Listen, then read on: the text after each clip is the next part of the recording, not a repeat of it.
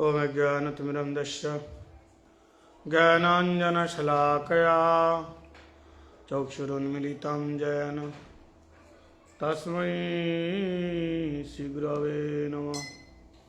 वाञ्छाकल्पतरुभ्यश्च कृपासिन्धुभ्येव च पतितानां पावनेभ्यो वैष्णवेभ्यो नमो नमः। आददानस्तीनं दन्तेरिदं जाचे पुनः पुनः शिरूपं पादाम्भुजं धुलिसात् जन्म जन्मनि श्रीकृष्ण चैतन्य प्रभु नित्यानंद श्री अद्वैत गदाधर शिवासादि गौरभक्तवृंदा। हरे कृष्ण कृष्ण कृष्ण हरे हरे हरे राम राम राम हरे हरे। सर्वज्ञ श्री श्री हरि गुरु वैष्णव के श्री चरण कमलों में अनंत अनंत कोटि साष्टांग दंडवत प्रणाम करते हुए उनकी अहेतु की कृपा की वांछा करता हूँ। तत्पश्चात रूपानुग गुरुवर्ग सारस्वती दंडीपादगण समुपस्थित कथा श्रवण करने वाले सभी भक्तजनों के चरणों में दंडवत प्रणाम निवेदन करता हूँ। हम लोग श्री श्री हरि गुरु वैष्णव की हेतु की कृपा से शिला रूप गोस्वामी पाद जी के पूत चरितामृत हम लोग श्रवण कर रहे हैं और कल उनका ही शुभ तिरुभाव तिथि महामहोत्सव हम लोग पालन करेंगे। सभी भक्त लोग बड़े ही प्रेम से ढंग से कथा का कीर्तन गा रहे हैं। उसी कड़ी में आज मैं भी कीर्तन करूंगा। श्रील रूप गोस्वामी पाद एक ऐसे कवि थे, एक ऐसे संत थे, एक ऐसे गुरु थे, एक हमारे संप्रदाय के एक आचार्य थे कि जिनके पूरे जीवन पर्यंत हम लोग उनका आदर्श, उनका विचार, उनका कोई भी लीला अपने जीवन में लेश मात्र भी धारण करने से हमारा जीवन का आमूल परिवर्तन हो सकता है।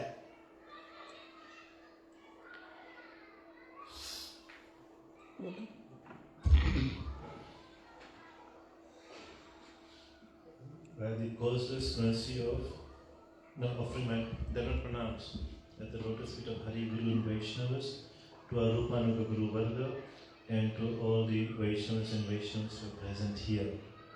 And by the causeless mercy of Gurudev and Vaishnavas, we are celebrating the disappearance day of Srila Rupa Goswami, which is tomorrow, the actual day, but we have, as shown by Srila Gurudev, we have a 3-day, 4-day conference to discuss his life and pastime conduct.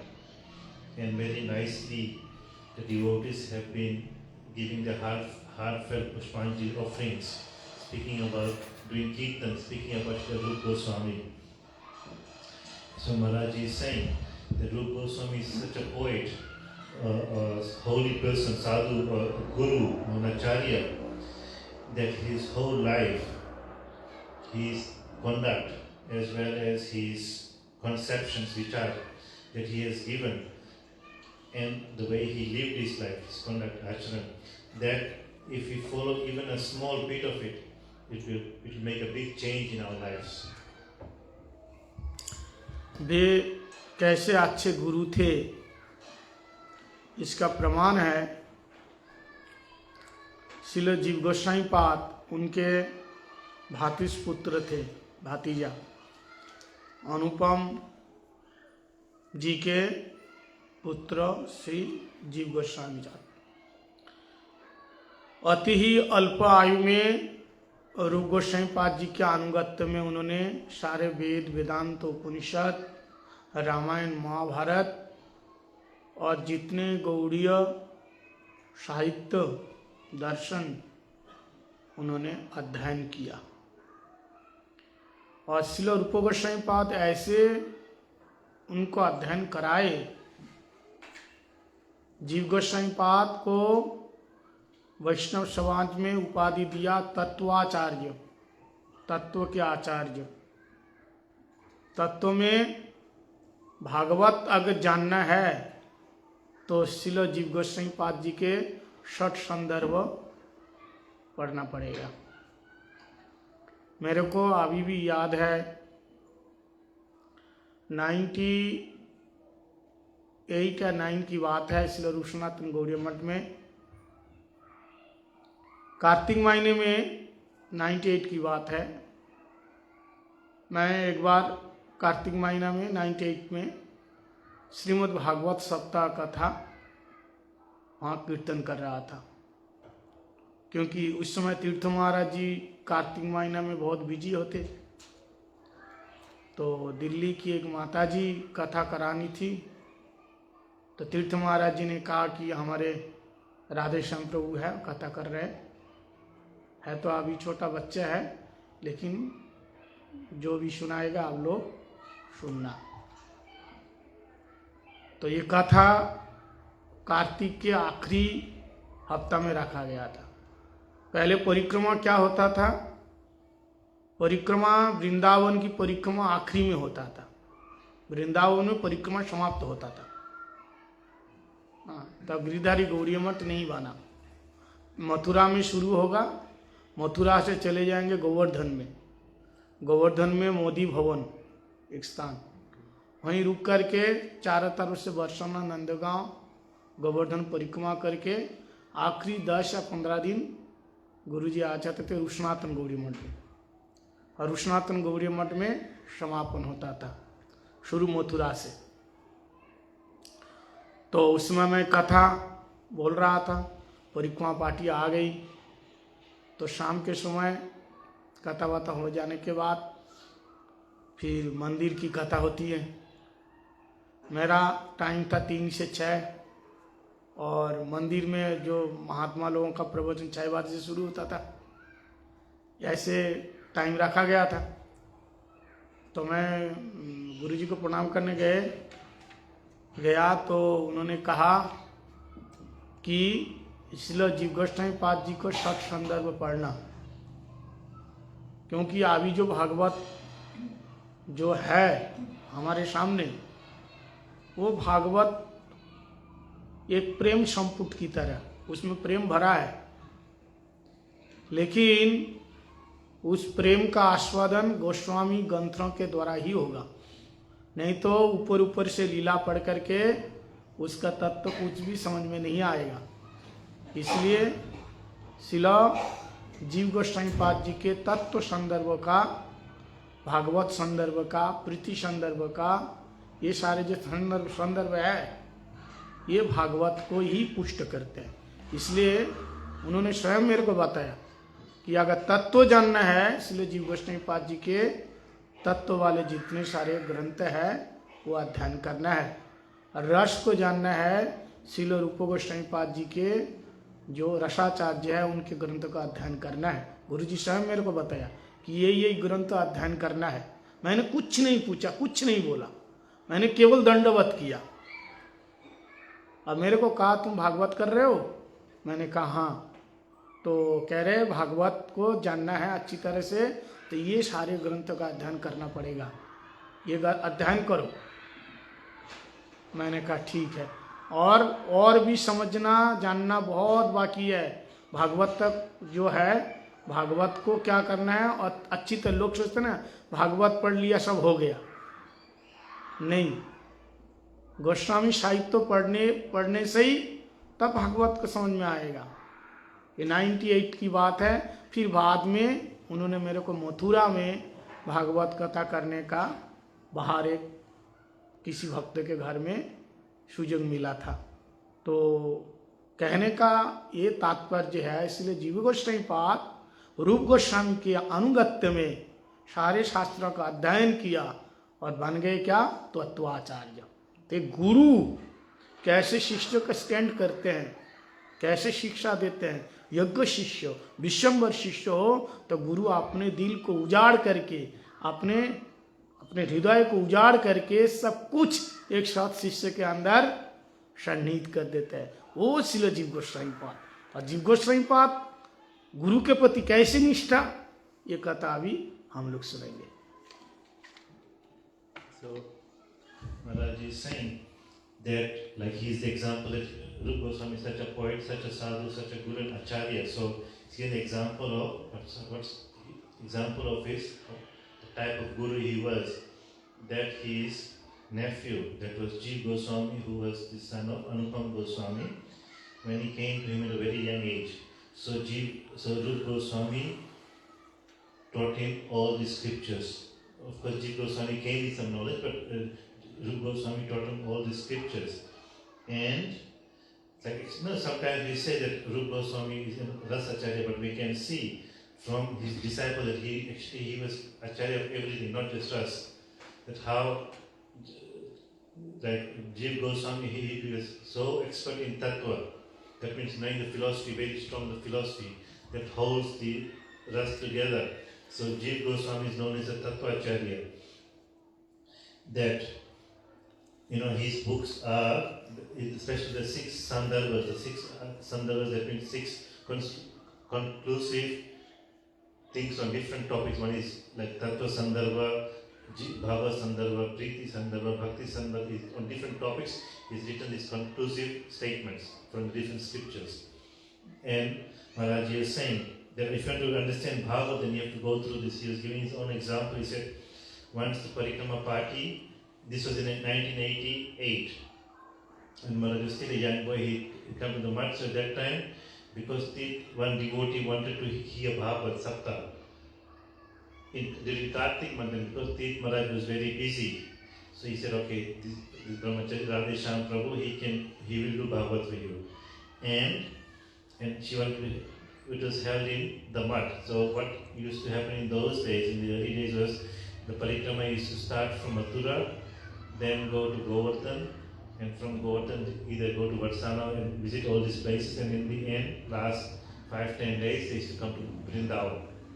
And Gurudev used to do Sanatana. So this Bhagavad Sapta was near the last week of Kartik. And Bhagavad Sapta started from 3 to 6, and then after 6 o'clock, then Gurudev and all the other Vaishnavas would speak. So one day, when he was, after speaking Bhagavad, then he went and offered pranams to Srila Gurudev. And without even saying anything, all he said was, you are speaking Bhagavad? Then Maharaj said, yes. So even without asking anything, Gurudev said, actually, if you want to understand Bhagavad, if you really want to understand the deep secrets of what is in Bhagavad, you have to study the scripture, the Sandarbhas by Jeev Goswami. Because even though it's like Prem Sampur, Bhagavad is like Prem Sampur, that means like a treasure box. But unless, and you can only taste it, only get access to it by going through the scriptures of our Goswami, especially Jeev Goswami. And reading this Siddhanta, that means reading this philosophy, that will nourish your understanding of Bhagavad. So definitely, if you want to understand Tattva, then he said, to understand the Tattva, then you have to read Jeev Goswami's books. And if you do understand Ras, then you have to go through Rupa Goswami's books. And then it is, so Maharaj is saying that it's just not, we are just reading Bhagavad on its own and saying we've studied Bhagavad. Bhagavad is a lot to understand, lot to realize, lot to taste, and that can only be done through the Goswami, the books of the Goswamis, which nourish and support the Bhagavad. So in this way Maharaj is saying, see, just like they say, by knowing the fruit, you know what the tree is like. Similarly, by knowing Jeev Goswami, how you are so established in Tattva and philosophy, you can understand what sort of Guru. Rupa Goswami and Maharaj said a very important point, so that those disciples who completely surrender at the feet of Gurudev, very submissive to Gurudev, and reveal, very obedient to Guru. That Guru, to that disciple Guru, they will reveal his heart and manifest so many things in his heart. This way.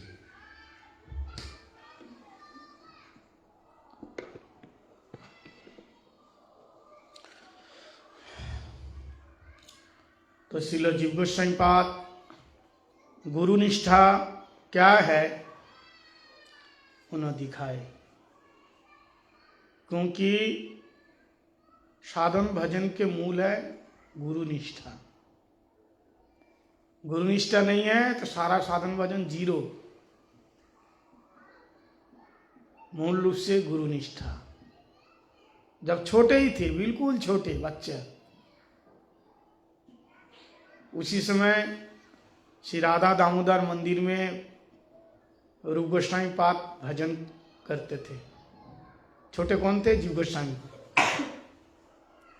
तो उनके पास रहते थे, अध्ययन करते थे शास्त्रों का। तो एक समय श्रील रूप गोस्वामी पाद जी से मिलने के लिए एक बहुत बड़ा आचार्य आए। हमारे संप्रदाय आचार्य 4 संप्रदाय है। ब्रह्म, पहले श्री, ब्रह्म, रुद्र और सनक। तो रुद्र संप्रदाय के आचार्य कौन है? विष्णु स्वामी। और विष्णु स्वामी के बाद उसी धारा में पुष्टि मार्गीय आचार्य हुए वल्लभाचार्य। वल्लभाचार्य साधारण नहीं है, जिन्होंने अधरम मधुरम लिखा है। जानते हैं ना अष्टकम, मधुराष्टकम, क्या मधुरिमा है उसमें। वल्लभाचार्य श्रील रूप गोस्वामी पाद जी से मिलने आए। पहले वृंदावन में सब एक दूसरे से मिलते थे प्यार से, क्योंकि पहले सब भजनानंदी महात्मा थे और अपने अपने कुटिया बना करके भजन में मग्न रहते थे, और संत लोग बीच बीच में मिलते थे। तो जैसे ही श्रील वल्लभाचार्य जी आए, वैष्णव लोग मिले, उसी समय रूप गोस्वामी पाद एक ग्रंथ की रचना कर रहे थे, लिख रहे थे। वो ग्रंथ का नाम था भक्ति रसामृत सिंधु। क्या नाम था? भक्ति रसामृत सिंधु, जिसमें भक्ति के बारे में संपूर्ण रूप से बताया गया। आज तक किसी ग्रंथ में भक्ति का पुंखानुपुंख व्याख्या, इतने प्रकार के भक्ति का स्टेप हो सकता है, किसी ग्रंथ में ऐसे खोल करके किसी ने नहीं बताया। इससे पहले बड़े बड़े आचार्य लोग हुए। पुंखानुपुंखा जानते हैं? नहीं जानते। पुंखानुपुंखा मतलब स्टेप बाय स्टेप, एक के बाद एक, एक के बाद एक, मतलब सूक्ष्म से सूक्ष्म विचार। पुंखानुपुंखा मतलब सूक्ष्म से सूक्ष्म विचार भक्ति का। यहां तक 4 आचार्य आए, सभी ने भक्ति का प्रचार किया। सभी ने, 4 आचार्यों का मत क्या है? भक्त और भगवान, ये दोनों को स्वीकार किया।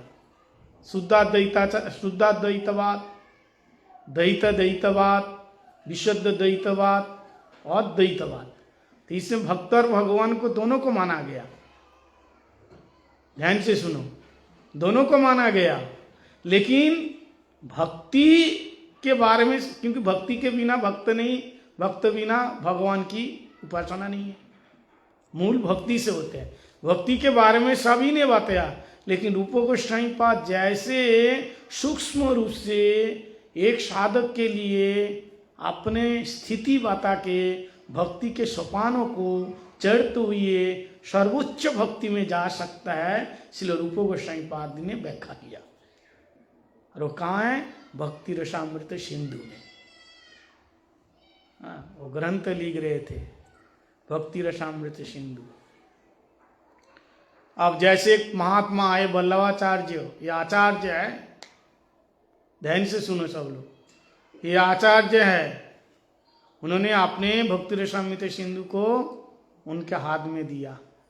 बोले महाराज देखिए, अगर इसमें कोई मेरी भूल त्रुटि होए तो आप संशोधन कीजिए।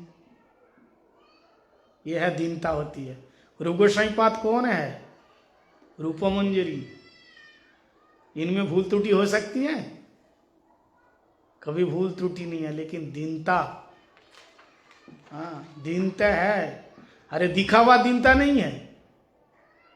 कहते जिसके अंदर भक्ति नहीं है उनकी दीनता दिखावा। हम भगवान के सामने कहेंगे क्या? मैं पापी हूं, मैं नीच हूं, मैं अछूत हूं, है ना? हमारे जैसे नीच कोई नहीं है, पापी कोई नहीं है। भगवान के सामने बताएंगे। अरे यही बात अगर कोई कह दिया तुमको, है पापी, ए नीच, अरे कैसे तुमने बोल दिया मेरे को पापी? क्यों? अभी तो भगवान से कह रहे थे। बोलो तो मैं आपने कह रहा था भगवान से, इसलिए तू क्यों बोलेगा? तो इसका मतलब भगवान से हम झूठ बोल रहे हैं। समझ में आया? तो दीनता भी हर कोई नहीं कर सकता। दीनता केवल वही कर सकता है जिसके अंदर भक्ति है। इनकी दीनता, असलियत में दीनता, नम्रता। हाँ? तो उन्होंने कहा, वल्लभाचार्य के जैसा हाथ में दिया, ये कथा हम लोग गुरुजी से बहुत बार श्रवण किया। हर बार बोलते थे गुरु शिष्य की निष्ठा के ऊपर ये प्रसंग आता है। और जीव गोस्वामीपाद कहाँ है? बगल में बैठा है, क्योंकि उनकी सेवा करते थे। श्रील रूप गोस्वामीपाद जी की सेवा करते थे, वो बगल में बैठा है। और वो ग्रंथ दिया भक्ति रसामृत सिंधु। बोले आप कुछ थोड़ा सा देखिए क्या है, कैसा हुआ आप देखिए। तो उन्होंने देखा, देख करके थोड़ा विचार करके कहा कि इसमें कुछ त्रुटि है, दोष, कुछ त्रुटि है। तो रूप गोस्वामीपाद ने कहा, तो महात्मन आप कृपा करके इसका संशोधन कर दीजिए। बोले हाँ ठीक है, मैं देखूंगा। थोड़ी वार्तालाप हुई और फिर वल्लभाचार्य उठ करके वहाँ से जमुना जी में गए।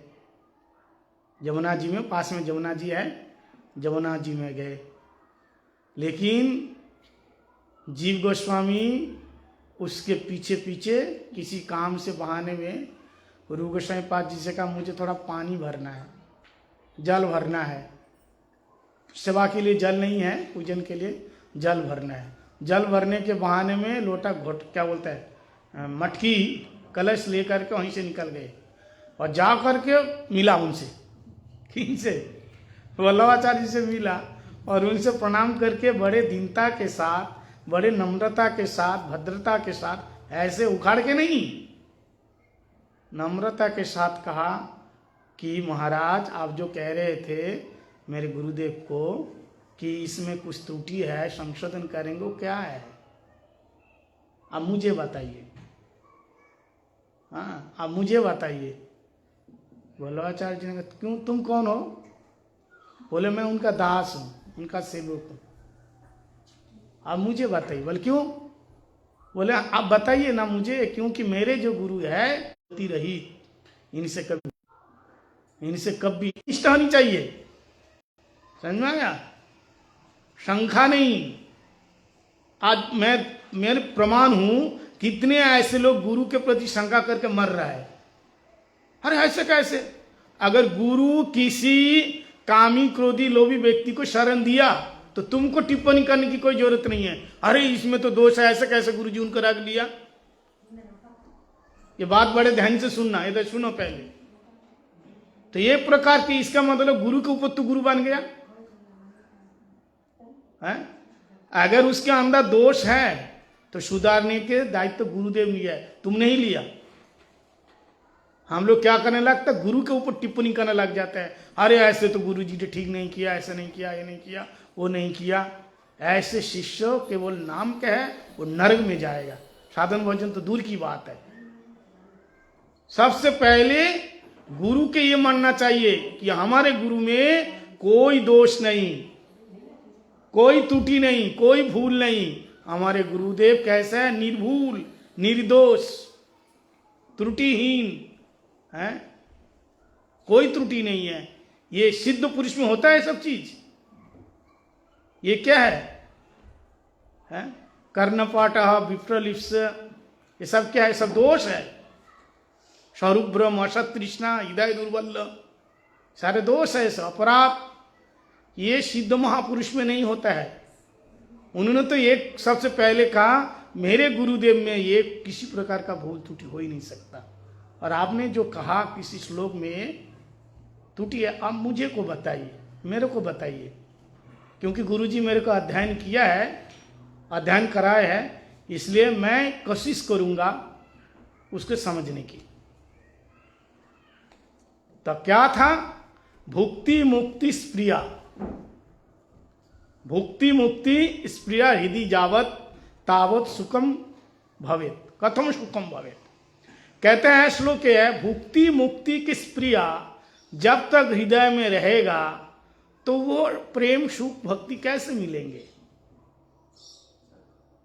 जब तक भुक्ति मुक्ति पाने की इच्छा है तो कृष्ण प्रेम ऐसे डायरेक्ट व्याख्या, उसका आस्वादन और सुख कैसे मिलेगा? समझ में आया? भुक्ति मुक्ति पाने की इच्छा। आप लोग तो बहुत बार गुरुदेव से सुने, आपको पता है, लेकिन रूप गोस्वामी की तिथि में रूप गोस्वामी पाद की महिमा तो गाना ही है, इसलिए बार बार इसको सुनिए। तो भुक्ति मुक्ति स्प्रिया हृदय जावत, श्रील जीव गोस्वामी पाद ने कहा, गोपाल वल्लभाचार्य ने कहा मुक्ति इतना सहज नहीं है, सरल नहीं है मुक्ति, कैवल्य अति दुर्लभम। कैवल्य का मतलब मुक्ति बहुत दुर्लभ वस्तु है। और उन्होंने उसको क्या कहा? पिचासी कहा। तब जीव गोस्वामी पाद ने कहा नहीं, भुक्ति मुक्ति को पिशासी नहीं कहा, भुक्ति मुक्ति स्प्रिया। स्प्रिया मतलब उसको चाहने की इच्छा, हमारे अंदर भुक्ति मुक्ति को पाने की जो इच्छा है, ये खराब है। समझ में आया? ये खराब है। भुक्ति मुक्ति खराब नहीं है, लेकिन उसको पाने की, जो मुक्ति पाने की इच्छा रखने से क्या होता है? भगवत प्रेम दूर हो जाता है इच्छा रखने से। जैसे दृष्टांत, दृष्टांत क्या है? कहते हैं शंकराचार्य कौन था? शिव जी। जानते हो शंकराचार्य कौन था? शिव जी। शिव जी खराब नहीं है, लेकिन जब शंकराचार्य के रूप में आके वो मायावाद प्रचार किया, वो मायावाद खराब है। समझ में आया? शिव जी वो तो साक्षात शंकर साक्षात जैव धर्म में बताया नहीं। शिव जी खराब है क्या? वैष्णव नाम जाता है। लेकिन उनकी जो बात है, उन्होंने जो प्रचार किया मायावाद, ये ठीक नहीं है। मायावाद अशास्त्रम पच्छन्न बौद्ध मुच्यते, शंकर जी बता रहे, असत शास्त्र है। महाप्रभु कहते हैं मायावादी भाष्य पढ़ ले हर सर्वनाश। और इसका प्रचार किसने किया? शिव जी किया। तो फिर शिव जी ने प्रचार किया तो शिव जी खराब है? नहीं, वो भगवत इच्छा से उन्होंने जो भाष्य दिया ये ठीक नहीं है। बोले ठीक इसी प्रकार जैसे शिव जी खराब नहीं है, उनका भाष्य मायावाद भाष्य ठीक नहीं है भक्ति के लिए, ऐसे मुक्ति खराब नहीं है, लेकिन मुक्ति पाने का जो इच्छा स्प्रिया वो ठीक नहीं है। मुक्ति भुक्ति मुक्ति स्प्रिया को उन्होंने निंदा किया। ये बात वल्लभाचार्य जी सुन के तो हैरान हो गया। बोले क्या ऐसा हो सकता है? छोटा सा बालक, लेकिन उनका अंदर गर्व फील हुआ। ऐसा नहीं है कि अरे छोटा सा बच्चा, हाँ ये क्या बोल रहा है। नहीं, एक बात ध्यान देना, जो विद्वान है ना वो विद्वान का आदर देते हैं, और जो मूर्ख है वो क्या करता है? विद्वान को हमेशा नीचा दिखाता है। समझ में? देखो मूर्खों को भूल पकड़ोगे ना दुश्मन बन जाएगा, और ज्ञानी को भूल पकड़ दोगे तुम्हारा मित्र बन जाएगा। हमको सीखने को मिला, लिख के रखो सब। किसी मूर्खों को आप भूल पकड़े दोगे, उसकी गलती बोल दोगे ना, तो मूर्ख तुम्हारा दुश्मन बन जाएगा। और उसी गलती किसी अगर अच्छे विद्वान व्यक्ति की अगर गलती बताओगे गलती हो गई, तो तुम्हारा क्या मानेगा? मित्र मानेगा। वल्लभाचार्य जी बड़े प्रसन्न हुए, रूप गोस्वामी पाद जी के पास आए और कहा, वो जो छोटा लड़का तुम्हारे पास रहते हैं वो कौन है? बोले मेरा भतीजा है, भातुष पुत्र है। बोलो तो बड़ा विद्वान है भाई। बोलो कैसे? तो फिर बाद में उन्होंने तो ऐसा कुछ बोला नहीं, बाद में उनको पता चला। अब पता चलने के बाद रूप गोस्वामी पाद जीव गोस्वामी पाद जी के साथ कैसे व्यवहार किया, ये हम अगली कथा में बता रहे हैं।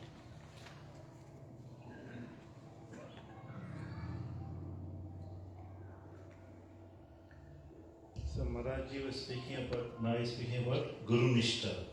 Guru Nishtha, how Jeev Goswami, the Guru Nishtha of Jeev Goswami, because this, the root of our sadhan bhajan, our bhakti that we want to do, the practices we follow, the root of that is Guru's Nishtha. That means so much faith in Guru, one-pointed faith in Guru. That without this Guru Nishtha, we cannot progress at bhakti at all. Like Maharaj is saying, zero. So, that once Rup Goswami was doing bhajan in Radha Damodar, at that time Jeev Goswami is a young boy studying under him. So one day, as we know, there's four Vaishnava Sampradayas, Sri, Brahma, Rudra and the four Kumaras of the four Acharyas. And of the Rudra Sampradaya, the Acharya for Rudra Sampradaya is Vishnu Swami, and after him was Vallabhacharya. And Vallabhacharya at that time was quite elderly.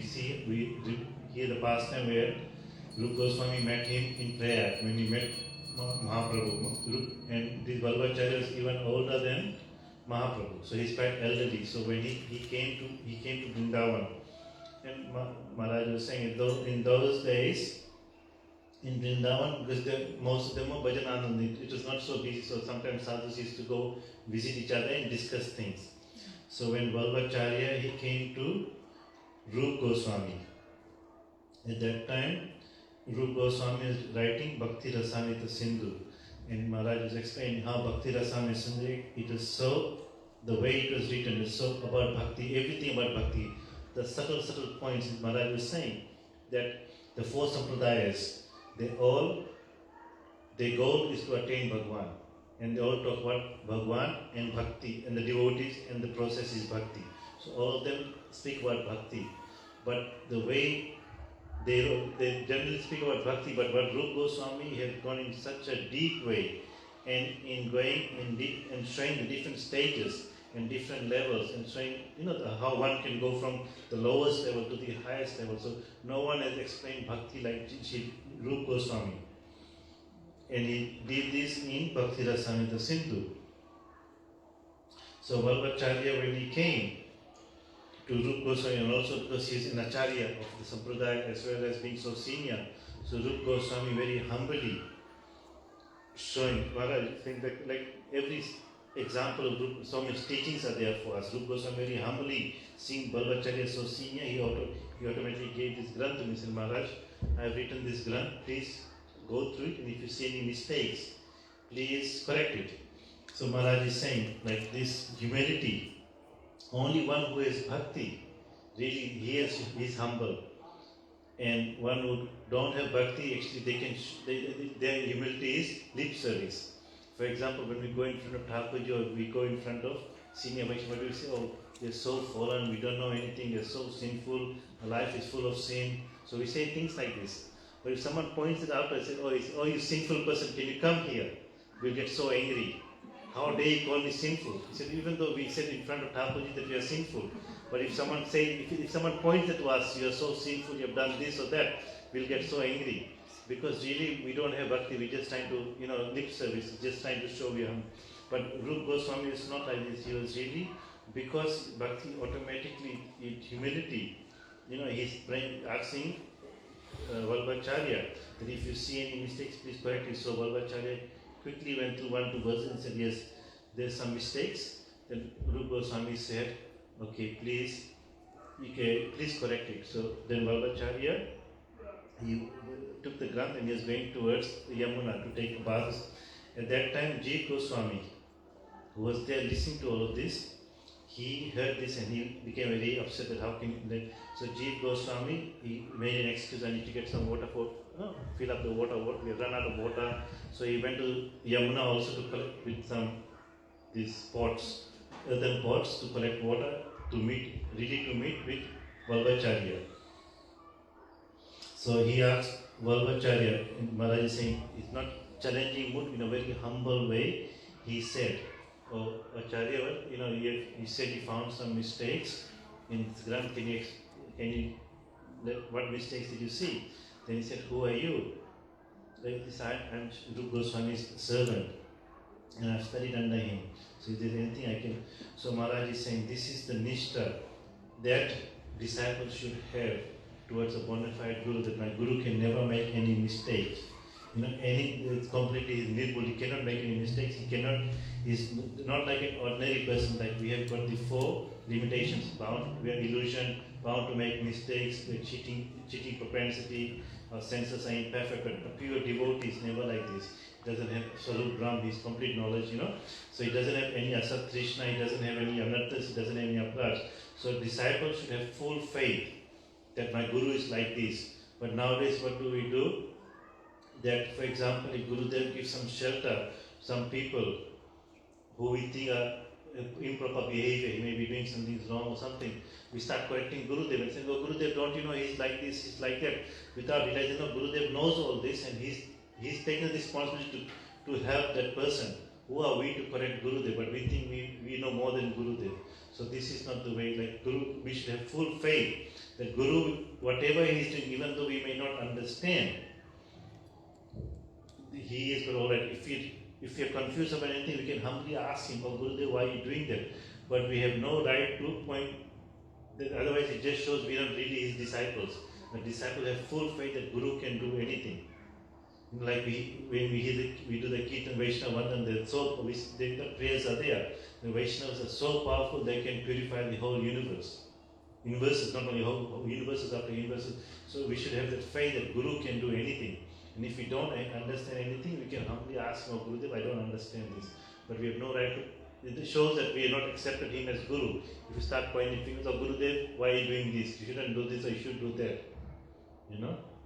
So Maharaj is saying, so this should be the nishtha. So Rupa Goswami is showing his nishtha, that my Guru cannot make any mistakes. So then he asked Vallabhacharya, what mistake did you see? So Vallabhacharya decided this verse, Bhukti Mukti Spriya, where it says that the desire for Mukti or Bhukti, if one has that desire, one can never get, they are like witches.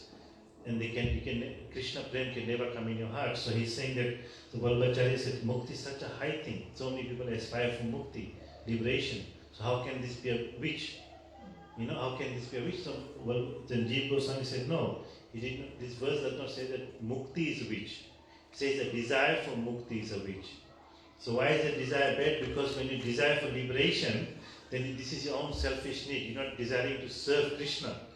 Krishna Prem means I want to serve Krishna for his happiness, and liberation is a byproduct of that. So therefore, if you desire for liberation or you desire for some sense enjoyment, that means you want something separate from Krishna Prem. So Krishna Prem will not enter your heart.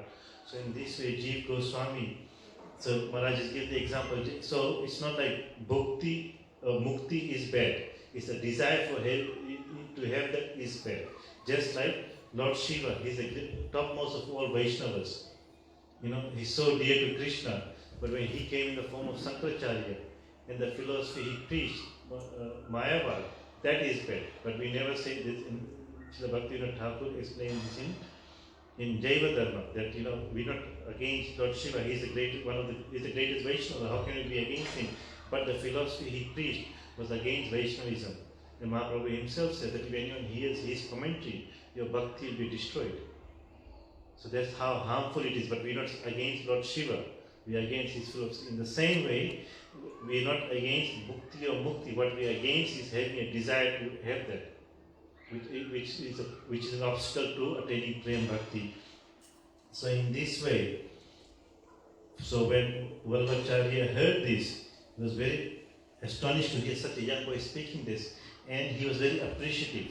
So Maharaj says an important point. He says, those who are foolish, if you try to correct them, if you find mistakes with them, they'll become your enemy. Because they think, I know so much, how dare you correct me? But those who are intelligent, when you correct them, they become your friends because they appreciate, oh, he has told me something useful, I made a mistake. So they are a bigger person, they realize that I made a mistake and they appreciate. So Maharaj is saying that's why you try not to instruct a foolish person. Because if you find mistakes in foolish people, they will become your enemy.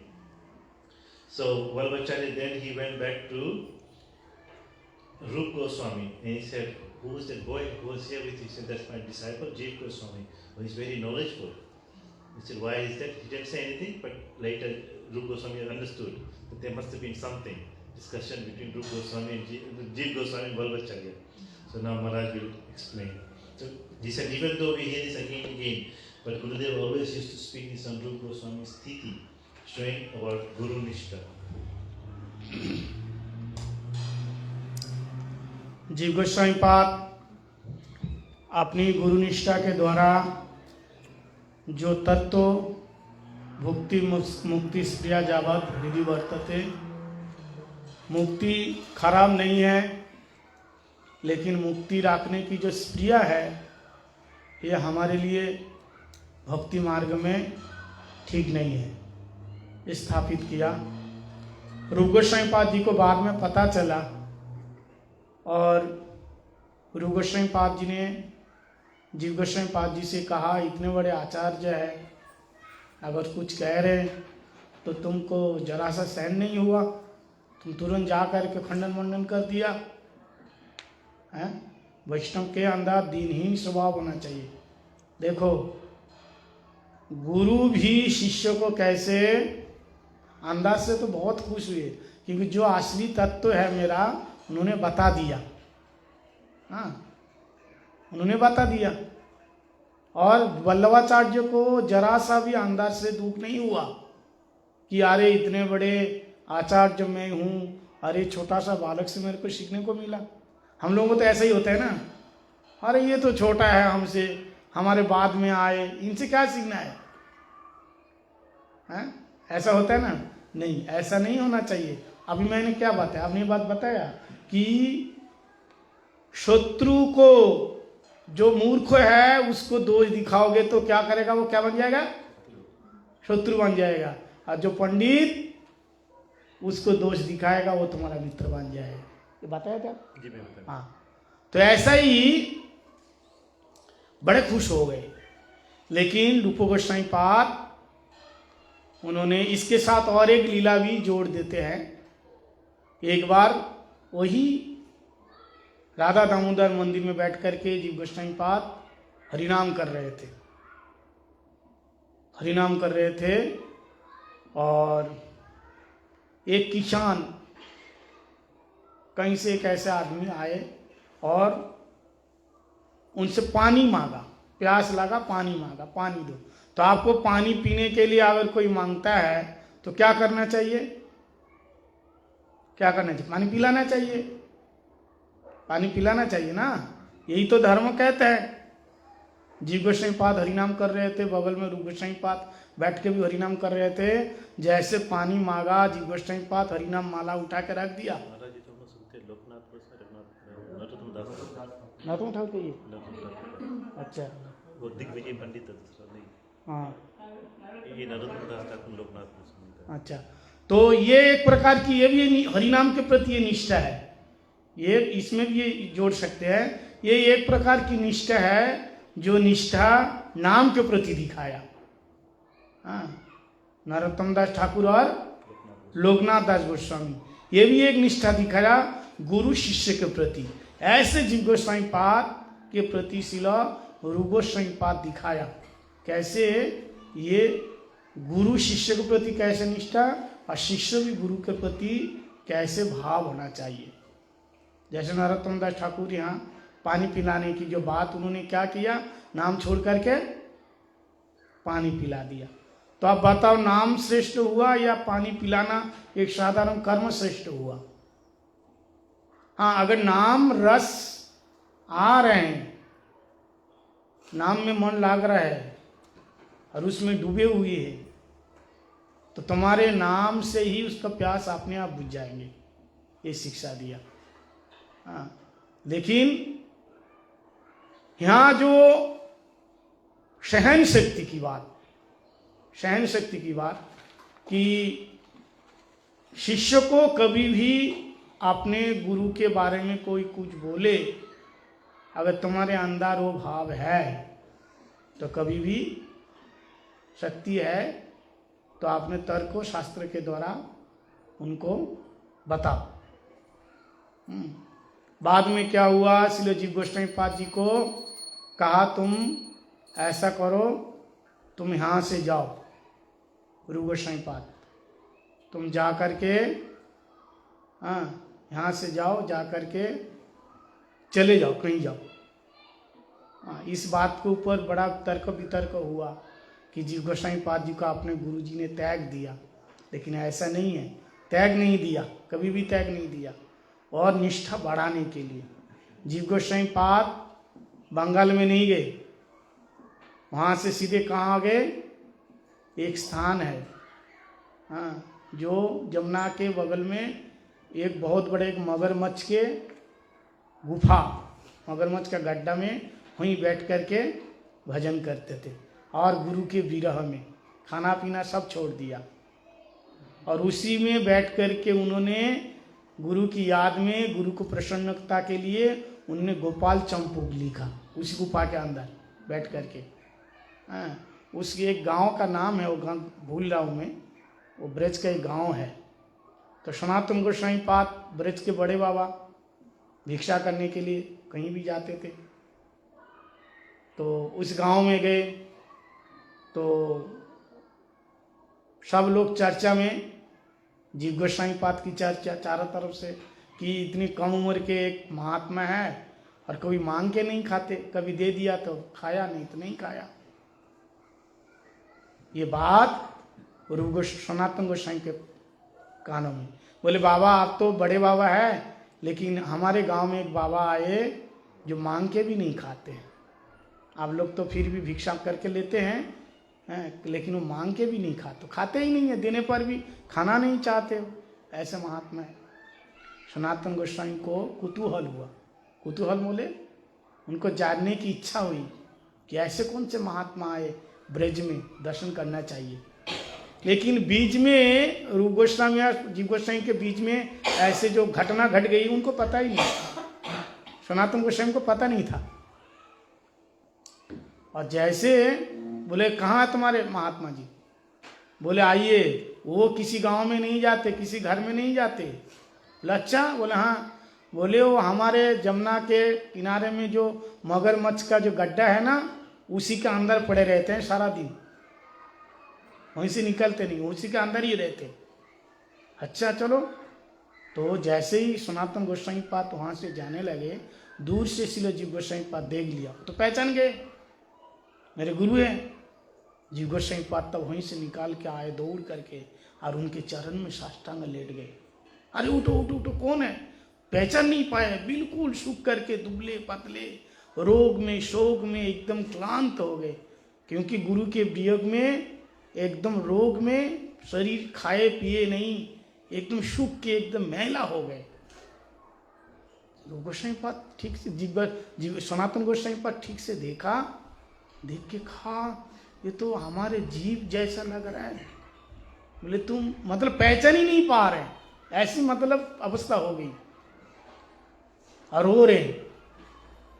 और जैसे कहा तुम जीव हो ना, तो फिर रोने लगा। बोले हाँ, तो यहाँ कैसे आ गए? तुम तो वृंदावन में था, इधर कैसे आ गया है? यहाँ कैसे आ गया? तो उन्होंने सारी बात बताई। बोले चलो हमारे साथ। तब उनको छुपा के लेके आए पीछे, सनातन गोस्वामी जी गोस्वामी पाद को छुपा के लाए, और कुटिया के बाहर से आवाज लगा, रूप आवाज लगे। रूप गोस्वामी पाद देखा कि बड़े भैया आए। हाँ भैया। बोले एक बात बताओ, जीव का धर्म क्या है? जीव का धर्म क्या है?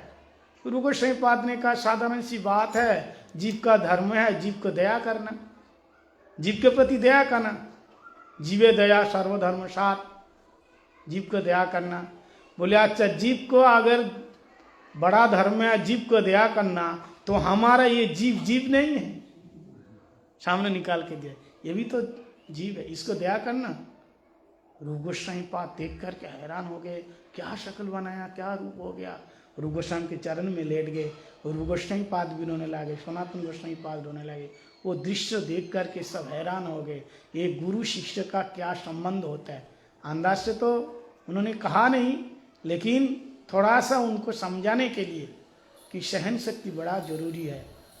तो उसी समय उसी गुफा में बैठ करके उन्होंने गोपाल चंपू जैसे कृष्ण लीला ग्रंथ लिखा, हमने सुना है वैष्णव के मुख से। अगर गुरु किसी को त्यागा होता तो ऐसे भगवान की लीला कीर्तन कोई लिख सकता है? तो त्यागा नहीं है, उनका ये शिक्षा दिया कि गुरु का विरह क्या होता है। गुरु से रहकर दूर रह कर के भी गुरु की याद में गुरु का आदर्श निर्देश और आचार विचार लेकर के गुरु की सेवा हम कर सकते हैं।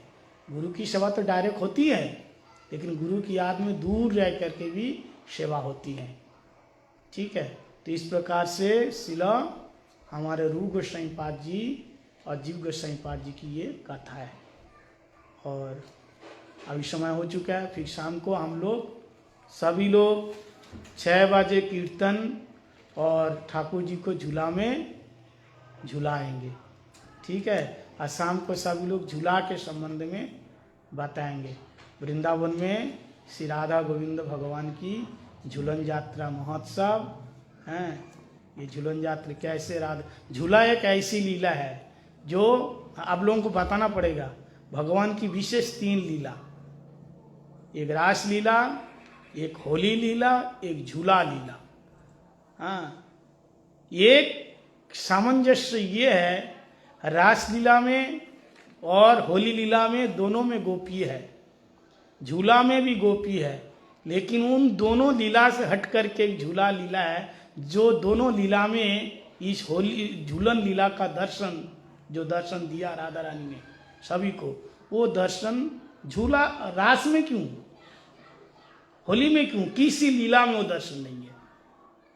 वो विशेष दर्शन राधा रानी का और भगवान कृष्ण का, वो दर्शन क्या है हम शाम को बताएंगे। जो रास में भी दर्शन नहीं हुआ, जो होली में भी दर्शन नहीं हुआ, किसी लीला में ठाकुर जी का दर्शन नहीं हुआ, जो दर्शन झूला में दिया राधा जी ने सभी सखियों को।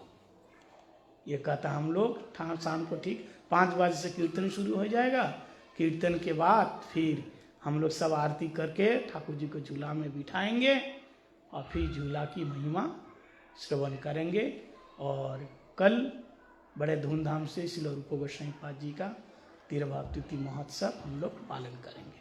हरे Krishna.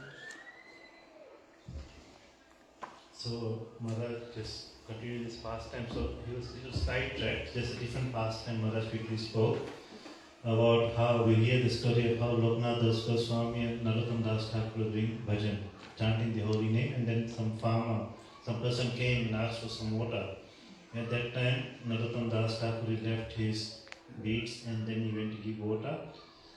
But his guru was very upset with him. Why? Because of his showing that the nishtha towards the holy name. If one is, but that is in the level of one who is tasting so much ras while chanting the holy names, getting so much taste, at that time he is directly serving Radha and Krishna. So how can he give up the service of Radha and Krishna and serve someone else? So at that time, what Maharaj said, actually, if someone is really tasting that, then automatically that person who is asking for water, he will also feel satisfied. So Maharaj that was a sidetrack. So Maharaj is now coming back to this pastime about Jeev Goswami. So when Jeev Goswami came back, so Rup Goswami said to him that Vallabhacharya is such a senior in age and also such a senior Vaishnava is an acharya. So couldn't you tolerate? He wants to, out of his good intention, he's trying to help us and he's so senior. So couldn't you just be tolerant and not say anything? Why do you have to say something to him? And so at that time, Rup Goswami, he sent him away. So Srila Gurudev actually didn't mention, but Srila Gurudev, he mentioned this. So couple of points here. He mentioned, who is right? Is Rup Goswami right or is Jeev Goswami right? Then he said, actually both of them are correct. From their own point of view, as a disciple by Jeev Goswami, he was correct, protecting the integrity of his Gurudev. And what Rup Goswami has done is also correct from his side as a guru to show that how a disciple should be, that he should be tolerant. And again, Jeev Goswami is showing his Guru Nish. At that time, he did not defend himself and say, oh Gurudev, I am doing for you. Even though he knew he was, he did for his Guru, he did it for his own prestige to protect Rup Goswami's legacy in a way. But very humbly, he did not say anything. Very humbly, he took the punishment of Rup Goswami. And they say, Acharya say, go to Purva, that means go back. So it also means go east. So he said, one meaning is go back to Bengal where he came from, or go east. So he went towards the east, and he, in a village in Braj itself, he went and were infested by crocodiles in a cave. He just went there and started doing bhajan, very pathetic, feeling so much separation from his Gurudev, not taking any water, not taking anything. And if any villagers came and gave something, then he would only accept, otherwise he would be deep separation. And at that time, he was writing Gopal Champu. So, he wrote Gopal Champu at that time. So, the villagers, they were seeing his austerity, they were quite amazed. And he, especially being such a young boy. So, usually when Sanatana Goswami used to go to different villages and talk to them, and he was known as Baba, that means older, senior Baba, Baba, like senior Vaishnava. Then he said, we heard about, so the villagers are saying to him, we heard about your austerities, but we've seen this young Baba has come now, this Chota Baba has come, and his austerity is so much more, he's not asking for anything, he's always crying. So at that time, Sanatana Goswami had not heard about the pastime between Rup Goswami, this pastime between Rup Goswami and Jeev Goswami. So he was astonished, where does this great devotee come from? He wanted to meet him. So they pointed it to the direction where the cave was, and he went there. Of course, at that time, Jeev Goswami was so lean and thin, he's not, so dirty, because he has not done, washed his, taken bath or anything like that. So but Jeev Goswami, seeing Sanatana Goswami, immediately went forward and he does Sastang Pranam. And then he was astonished and started crying. Then Sanatana looked at him again and said, this looks like Jeev, but I cannot recognize. Then he said, you look like Jeev. He said, yes, I am Jeev. Then Sanatana Goswami, seeing his condition, so pathetic condition, he started crying. He said, how did this, why are you not in Vrindavan with Rup Goswami? He said, oh, this is what has happened. So then Sanatana Goswami took Jeev Goswami with him, and he didn't wait, and he went to Rup Goswami and said, what is the duty of sadhus, what is the duty of a person? The duty of every individual is to help others, to be compassionate to all living entities, that is our dharma. Then he said, between Jeev Daya, he should be compassionate to all the Jeevs. So he said, he's speaking about being compassionate to all the Jeevs. What about this Jeev? What about your Jeev? Why are you not compassionate to him? So seeing the condition of Jeev Goswami, Jeev in the temple, did Sastang Pranam. At that time, Rup Goswami seeing his situation, also became so much, he was crying so much. And Gurudev in his Katha, he was mentioning that at that time, Sanatana Goswami also asked Rup Goswami that how is the, your writing, Granth is writing going on? And he said, well, it's not going anywhere, because usually after me, then Jeev Goswami checks everything and make sure everything correct before, like a publication before publication. So there's two important things Maharaji mentioned here. That one, that if Rup Goswami had rejected Jeev Goswami, how would he have written such a wonderful Granth as Gopal Champu? If he had really rejected, then the disciple would have fallen down completely. He would have it fell away from bhakti. So it shows that Jeev Goswami that Rup Goswami did not reject him, even though extended just to show the example that the disciple should be tolerant towards all living entities. Should not take it as like a challenge. And And Gurudev also saying like how qualified Jeev Goswami is, that he is helping Rup Goswami. And Maharaj is saying here, so Guru, no, that's so this is, so through Jeev Goswami is just giving the example that one should be tolerant.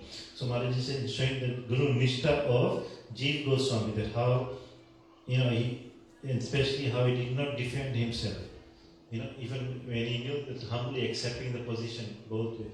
So in this way, Maharaj is saying we'll continue with the glorification of Rupa Goswami. But today we'll have, after tonight we will have Kirtan. After Kirtan, around 5:30 we'll have Kirtan. And then after that we will have Aarti at 6. And then we will do a special festival, Julan, for the next few days. Julan Yatra, very special festival. 6 बजे ठाकुर जी को झूला में बिठाएंगे. Okay, at 6 o'clock we'll put Thakurji on the swing.